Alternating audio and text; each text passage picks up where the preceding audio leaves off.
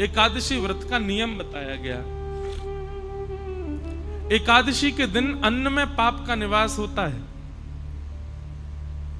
सबको पृथ्वी पर आने का एक समय है।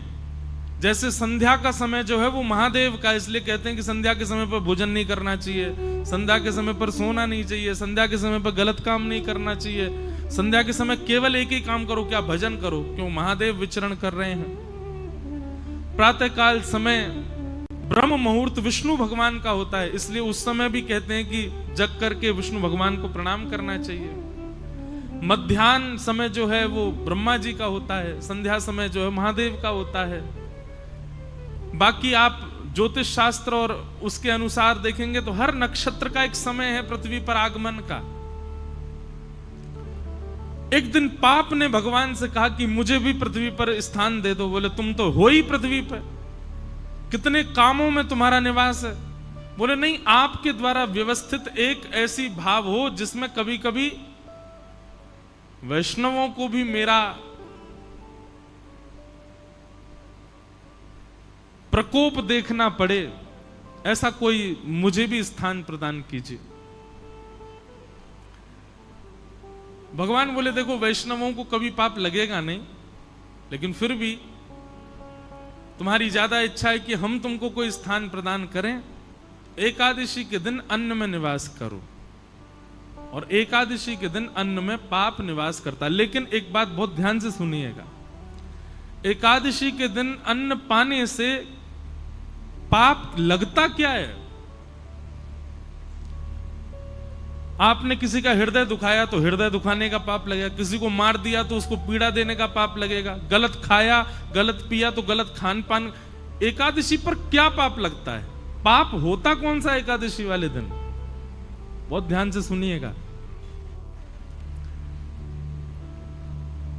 जो पाप आपने गंगा स्नान से नष्ट किए हैं, जो पाप आपने पुण्य करके नष्ट किए हैं, जिन पापों को आपने प्रायश्चित करके नष्ट कर दिया है, एकादशी के दिन अन्न सेवन करने से नष्ट किए हुए पाप पुनर्जीवित होते हैं। इसलिए उस दिन अन्न नहीं सेवन करना चाहिए। नया नहीं लगेगा, पुराना जो खत्म हुआ है वो दोबारा रिन्यू हो जाएगा एकादशी के दिन अन्न सेवन करने से। तो एकादशी न्यू पाप नहीं लगाती, रिन्यू करती है पुराने पापों को। इसलिए उस दिन अन्न सेवन नहीं करना चाहिए। पर छोटे बालकों को, वृद्धों को, और विशेष रूप से जिनका स्वास्थ्य ठीक नहीं है उनको एकादशी व्रत पर एकादशी के दिन अन्न खाने की छूट होती है। लेकिन उसमें भी उनको चावल नहीं खाने चाहिए, क्योंकि चावल तो है वो तो पूर्ण अन्न माना जाता है, वो पूर्ण अन्न का स्वरूप है, उसका तो सेवन करना ही नहीं चाहिए। वो ज्यादा से ज्यादा रोटी पा सकते हैं, सब्जी, चावल नहीं। ये तो था एक भाव कि एकादशी के दिन अन्न क्यों नहीं खाते। और एक भाव मैं अपने मन से बताया करता हूं। एकादशी क्या है? हम सब भक्तों की, हम सब वैष्णवों की करवा चौथ है। जैसे एक प्रियतमा अपने प्रियतम के दीर्घायु के लिए व्रत करती है। अब दीर्घायु है कि नहीं वो बात एक अलग है, पर एक बात निश्चित है कि हमने ऐसा देखा अपने घरों में भी, आप सब भी देखते हो कि करवा चौथ वाले दिन माताएं जब व्रत करती हैं तो उस दिन प्रियतम का प्रियतमा के प्रति, प्रियतमा का प्रियतम के प्रति कुछ क्षण ही सही प्रेम बढ़ता है, प्रेम उद्दीपन होता है। भाई आपके लिए कोई विशेष काम करे आपको अच्छा लगेगा ना। अब आपके लिए कोई व्रती कर रही बेचारी, सुबह से कुछ खाए पिए नहीं, तो मन में उसके प्रति प्रेम उत्पन्न होता है ना। ठीक वैसे ही हम वैष्णव जब अन्न सेवन नहीं करते, हम वैष्णव जब भूखे रहते हैं, हम वैष्णव जब केवल हरिनाम संकीर्तन करते हैं और बड़े प्रेम से, निष्ठा से, आनंद पूर्वक जब अन्न सेवन नहीं करते हैं, तो निश्चित है बाकी दिन आप ठाकुर जी को याद करते होंगे, पर एकादशी के दिन ठाकुर जी आपको याद करते हैं, आपका स्मरण करते हैं। इस भाव से एकादशी करनी चाहिए। ये एकादशी का भाव। दूसरी बात, भगवान को कुछ ना कुछ अर्पित करना चाहिए। बहुत ध्यान से सुनिएगा। हम लोग क्या अर्पित करते हैं? रुपया अर्पित करते हैं, धन अर्पित करते हैं, स्वर्ण अर्पित करते हैं, चांदी अर्पित करते हैं, कुछ भी अर्पित करते हैं। पर हमारे पास सबसे बहुमूल्य क्या है? हमारा जीवन, हमारी प्रत्येक श्वास, हमारा प्रत्येक क्षण, ये बहुत बहुमूल्य है।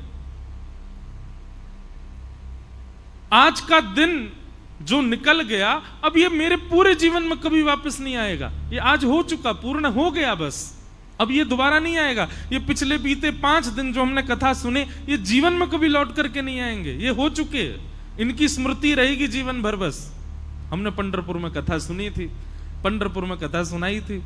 ऐसा बढ़िया मौसम था, ऐसे आनंद करते थे, सुबह ऐसा करते थे, शाम, बस ये स्मृति ही रहेगी आपके पास। ये दिन वापस कभी नहीं आएंगे। और एक बात बताऊं, आप लाख कोशिश करके दोबारा कर लो ऐसा, पता नहीं जी, फिर सोच लें, फिर कथा हो, वही हो, वैसी हो, सारी A to Z आप एक जैसी व्यवस्था कर लो, तब भी इस बार जैसा सुख अगली बार नहीं होगा। ज्यादा हो सकता है, पर एज इट इज ऐसा आपको दोबारा नहीं मिलेगा। ये हमेशा के लिए एक स्मृति रहेगी।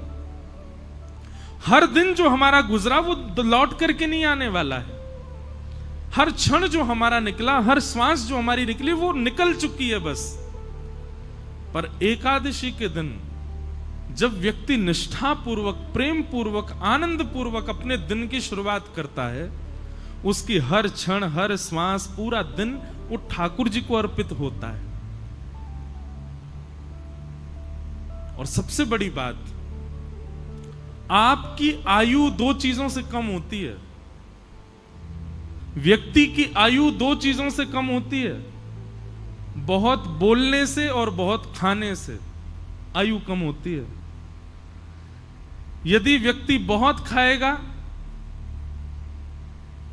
तो जीवन में, हमारा जीवन निश्चित है, इतना अन्न ही मैं खा सकता हूं। अब उसको भले ही मैं 50 साल में खा करके खत्म कर दूं तो 51 साल देख नहीं पाऊंगा, 50 में ही मुझे जाना पड़ेगा। ठाकुर जी ने सबके लिए एक अन्न निश्चित करके रखा है, उतना ही खाना है हमको। लेकिन व्यक्ति जब एकादशी का व्रत करता है तो व्रत वाले दिन अन्न नहीं खाता, और अन्न ना खाने से उसकी जो 1 दिन की आयु है वो बच जाती है। लेकिन वो 1 दिन की आयु एकादशी करने से ऐसा नहीं आपको बाद में मिलेगी, वो 1 दिन की आयु ठाकुर जी के चरणों में अर्पित हो जाती है। व्यक्ति ने अपना 1 दिन प्रदान कर दिया ठाकुर जी को। नाथ, मेरी प्राण सबसे बहुमूल्य, मेरी आयु बहुत बहुमूल्य है, मैं अपनी आयु 1 दिन की ही कर, अब इससे ज्यादा तो क्या करूं, महा कलयुगी पापी जीव हूं मैं, पूरी तो दे ही नहीं पा रहा। कम से कम महीना में ये 2 बार की एकादशी की 2 दिन की आयु आपको प्रदान कर रहा हूं। ठाकुर जी को चाहिए नहीं, पर प्रियतम को प्रसन्न करने के लिए कुछ तो बहुमूल्य दें, तो हम अपनी आयु ठाकुर जी को अर्पित करते हैं कि नाथ ये आयु आपके। अच्छा, आयु ठाकुर जी को देते हैं मतलब अपना 1 दिन पूरा हम ठाकुर जी को दे चुके हैं। हमारे जीवन में 365 दिन है, हर दिन हम किसी ना किसी को दे रखे हैं। विशेष रूप से किसको दे रखा है? 2 लोगों को, एक तो लक्ष्मी को, दूसरा अन्न को। इन दोनों को हम हर दिन देते हैं, अन्न को भी हर दिन देते हैं, लक्ष्मी को भी हर दिन देते हैं। लेकिन ये एकादशी के दिन जब आप व्रत करते हो तो पूरा दिन ठाकुर जी को अर्पित हो जाता है, ठाकुर जी को दे दिया जाता है। एक प्रकार का महादान भी है एकादशी का व्रत करना। वैष्णवों के अंदर 3 निष्ठा होनी चाहिए। पहली नाम जप निष्ठा, दूसरी एकादशी निष्ठा, और तीसरी तुलसी माला पहनने की निष्ठा, तुलसी निष्ठा। अगर आप 3 निष्ठाओं में निष्पन्न हो तो आप वैष्णव हो। तो इस प्रकार से एकादशी व्रत का महात्म्य और महत्व बतलाया गया। व्यक्ति की सामर्थ्य हो तो उसको निश्चित ही एकादशी करनी चाहिए। और मैं बार बार एक ही बात कह रहा हूं, प्रसन्नता पूर्वक, गौरव करके और बहुत एक्साइटमेंट में एकादशी का व्रत किया करो। कहीं सुबह उठते ही महाराज पता चल गई नाश्ते में क्या बनाया, बोले आज तो बेटा नाश्ता में फल मिलेंगे, क्यों एकादशी, और आपको अरे आज एकादशी है, उसी समय तोड़ देना एकादशी, और तोड़ क्या देना, टूटी गई एकादशी।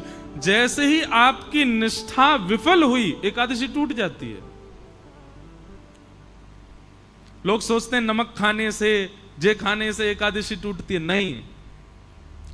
आप जैसे ही अश्रद्धा रखते हैं, 1% भी अश्रद्धा होती है, उसी समय आपकी एकादशी टूट जाती है, आपका व्रत टूट जाता है। दूसरी बात, व्रत कब टूटता है? अब आप अन्न ना खाने को तो इतनी प्रायोरिटी दे रहे हो, नहीं नहीं नहीं अन्न नहीं खाना है, आज तो एकादशी जे, और वैसे बेचारे किसी का हृदय दुखा रहे हो, किसी को गालियों पे गालियां दिए जा रहे हो, किसी का हक मार रहे हो, किसी के साथ में बुरा कर रहे हो। क्षमा करो, ऐसी एकादशी बिल्कुल मत रखो। एकादशी को भी रहता होगा कि भाई ऐसे व्यक्ति के पास मैं रहूं क्यों जो इतना बुरा करे। मतलब एक दिन तो आप कम से कम, जैसे हॉलीडे होता है ना, छुट्टी होती है, एकादशी के दिन अपने अवगुणों को छुट्टी रखा करो। आज चाहे कोई कुछ कर ले, पत्नी कितना भी चल, मैं क्रोध ही नहीं करूंगा, बच्चे चाहे कुछ भी कर ले, आज क्रोध नहीं करना, आज क्रोध की छुट्टी है। पता चला पूरा परिवार इंतजार कर रहा है एकादशी कब आएगी, उस दिन क्रोध तो करेंगे नहीं। अच्छा देखो कितना अच्छा व्रत। मैं तो कहता हूं कथा में कि एकादशी पर केवल अन्न छोड़ने वाला नियम नहीं, 2-4 नियम और करो। जैसे पूरे दिन मुस्कुराहट रखो मुख पर, चाहे कुछ हो जाए आप प्रसन्न ही रहो। कितना अच्छा, ऐसी एकादशी करो। व्रत है, बोले काय बात का व्रत है? प्रसन्न रहने का व्रत है। आज प्रसन्न ही रहूंगा मैं। बच्चे बेचारे ऊधम मचा रहे हैं और आप मुस्कुरा करके देख रहे हो, उसने गिलास तोड़ दिया, आप खुश हो।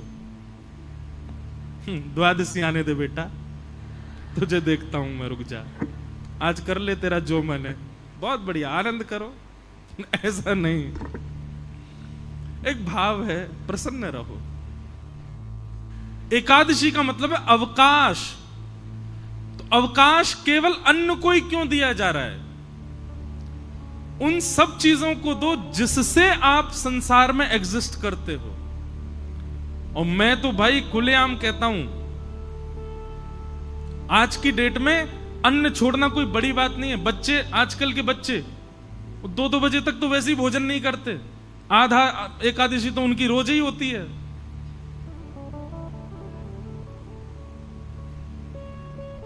भूखा रहना कोई बड़ी बात नहीं है आज की डेट में।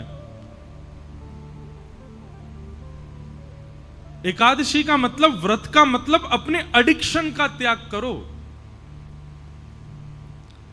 जिस समय व्रतों का निर्माण किया गया उस समय मानव का एक ही एडिक्शन था, भोजन। उसको यही रहता था कैसे भी भोजन मिले। सुबह उठते ही बच्चे घूमते रहते थे मां के पीछे, क्या बोल, पराठे बनाओ, भोजन। भोजन कर, नाश्ता कर लिया, उसके बाद भोजन कराओ, उसके बाद रात्रि का भोजन ही एडिक्शन था। क्योंकि उस समय इलेक्ट्रॉनिक्स नहीं थे, उस समय फोन नहीं था, उस समय इंटरनेट नहीं था, तो उस समय व्यक्ति पे है ही क्या, बस भोजन का ही वो पूरे दिन योजना बनाता रहता था, सुबह कहां खाऊंगा, शाम को कहां खाऊंगा। इसलिए व्रत के नियमों में भोजन का त्याग रखा गया। पर अब स्वरूप बदल गया, अब भोजन की जरूरत नहीं व्यक्ति को। अब तो इसकी एकादशी करो। मैं तो नहीं करता, पर मैं अगर बदलाव करना चाहूं अपनी एकादशी में, तो मेरे को 2 नियम करने का बहुत मन होता है। वैसे तो बताना नहीं चाहिए, करूं तब बताऊं, लेकिन फिर भी बता देता हूं। किसी को मुझसे पहले लग रहा हो तो आज पंढरपुर में ही नियम लेके चले जाओ। एकादशी के दिन 2 नियम तो करो। पहला, मौन, बोलो मत। और ये आपके ऑफिस को, ये आपके फैक्ट्री के लोगों को, दुकान के लोगों को, परिवार के लोगों, सबको बता दो, भाई तुम मुझसे पूरे महीना बात करो, एकादशी के दिन मौन रहूंगा मैं। और दूसरा, एकादशी के दिन इसका प्रयोग मत करो। और करो तो केवल कॉलिंग उठाने के लिए उठाओगे तो करोगे क्या, बोल तो सकते नहीं हो। मौन रहो और इसका प्रयोग मत करो। इसको भी स्विच ऑफ रखो। सबको एक दिन पहले ही 10वीं को मैसेज डाल दो, कल एकादशी है, फोन बंद रहेगा मेरा। महाराज तब असली एकादशी मानी जाएगी आपकी। और फिर करना क्या, पूरे दिन केवल हरि स्मरण। सुबह जगन्नाथ जी के स्मरण से प्रारंभ करो, मध्याह्न द्वारिका जी का स्मरण करके, दोपहर में व्रजमंडल का स्मरण करो, सब कथाएं आदि श्रवण करते हुए रात्रि में पंडरीनाथ भगवान का स्मरण करके फिर अपनी एकादशी को विश्राम दो। ये है मूल एकादशी, है वास्तविक एकादशी। एकादशी को लोगों ने आजकल फैशन के रूप में एकादशी कर रहे हैं, उसका भी एक रूप बना लिया है, उसको भी एक एंजॉयमेंट। ठीक है, एंजॉय तो करना है, पर भगवत स्मृति के साथ में करना है। और आज की डेट में क्षमा कीजिएगा, भगवत स्मृति में सबसे बड़ी बाधा है ये, सबसे बड़ी बाधा। अब प्रयोग करने के ऊपर है, आप किस रूप से उसका प्रयोग करते हो। तो एकादशी व्रत करो, और व्रत किसका करो, अपने एडिक्शन का व्रत करो, अपने बुरी भावनाओं का व्रत करो, अपनी बुरी आदतों का व्रत करो, उन सब बातों का व्रत करो जिनके बिना आप रह ही नहीं पाते हो। उनका व्रत एकादशी के दिन हो, तब आपकी मूल एकादशी।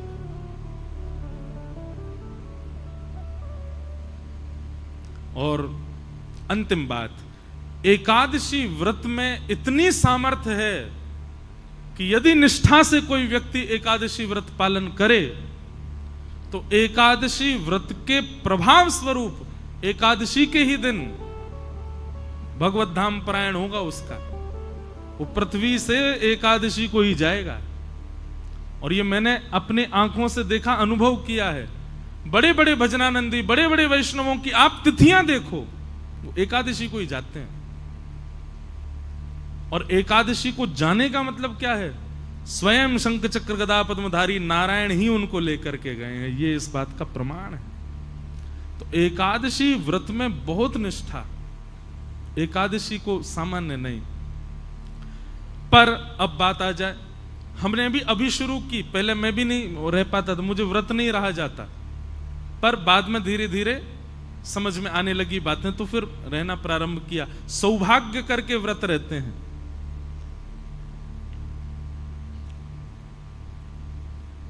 लेकिन अब कई जगह एकादशी निषेध है, जैसे जगन्नाथपुरी में वहां एकादशी नहीं होती। जैसे हमारे श्री वृंदावन के राधा वल्लभ जी मंदिर में वहां एकादशी का भाव नहीं। जैसे वृंदावन के बिहारी जी में, वृंदावन बिहारी लाल जी में भी एकादशी नहीं होती। हरिदासी परंपरा, हरिवंशी परंपराओं में एकादशी का भाव नहीं। लेकिन वही बात आ गई ना, एकादशी के दिन वहां पर अन्न सेवन का विधान है, पर आपका व्रत तो अब अन्न है ही नहीं ना, आपके तो दूसरे व्रत चल रहे हैं। आपको तो फोन का व्रत करना है, आपको तो मौन का व्रत करना है।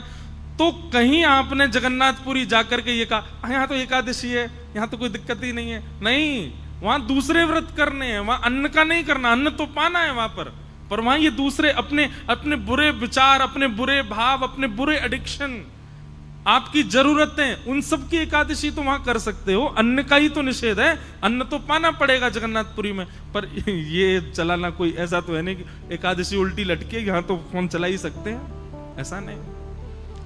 तो चाहे राधा वल्लभ जी मंदिर में हो, चाहे हमारे बिहारी जी हो, चाहे श्री जगन्नाथपुरी हो, या और कहीं भी जहां भी एकादशी का विधान नहीं है, वहां अन्न सेवन की आज्ञा होगी। आप अन्न वहां पा सकते हो, पर बाकी की एकादशी इंद्रियों की तो आप वहां भी कर सकते हो, और करनी ही चाहिए। नहीं करोगे तो अपराध लगेगा। अच्छा, एक बात बताएं, अगर आपने ये सब बातें अभी हमसे नहीं सुनी होती कि एकादशी के दिन केवल अन्न नहीं बाकियों का भी व्रत किया जाता है, तो अभी तक आपको दोष नहीं लगता। लेकिन आज आपने सुन लिया है, अब अगर अगली एकादशी पर आपने ये व्रत नहीं किए तो दोष लगेगा। आप जानो आपका काम, आप कहोगे गलत आए कथा में आज तो।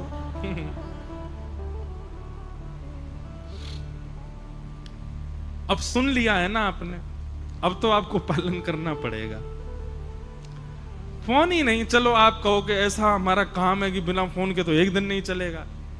वैसे तो व्रत ऐसा ही होना चाहिए जिससे एक दिन चले ही नहीं पाए, उसी का व्रत करो, वही तो व्रत है फिर। लेकिन फिर भी कुछ न कुछ नियम ऐसे बनाओ। केवल जीव की क्यों होती है एकादशी? ये 10 इंद्रियां हैं, 10 में से चुनिए और हर एक की एकादशी करवाओ। आंखों की भी, कानों की भी, जीव की भी, त्वचा की भी, हाथ की भी, पैर की भी, अपनी गुप्त इंद्रियों की भी एकादशी करो। एकादशी ठाकुर जी उस दिन आंख खोल करके देखते हैं ठाकुर जी कौन कौन मुझे याद कर रहा है, इसलिए एकादशी व्रत करो। कंठी माला पहनो, तुलसी व्रत करो और नाम जप करो। ये 3 व्रत धारण करो। इस प्रकार एकादशी व्रत की बात बताई गई और अब यहां से प्रारंभ होता है रास पंचाध्याय, रास की कथा। बहुत सावधानी से सब लोग प्रसन्न मुद्रा में विराजिएगा। अच्छा, हमारी किसी ने कथा सुनी हो, हमने एक बात बताई है कथा में कि जब रास बिहार होता है ना, तो किशोरी जी की जो नृत्य की मुद्रा है ना, किशोरी जी जब नृत्य करती हैं तो उनकी ऐसे भुजा रहती है। किशोरी जी उर्ध बाहु होकर के नृत्य करती हैं और ठाकुर जी ऐसे ही नृत्य करते हैं। यही इनका स्वरूप है, नाचने का यही तरीका ठाकुर जी का। इसीलिए रास बिहार करते करते किशोरी जी ऐसे नाच रही थी, ठाकुर जी ऐसे नाच रहे थे। जब दोनों समीप होके एक हुए तो बाम अंग में श्री जी और दाहिने अंग में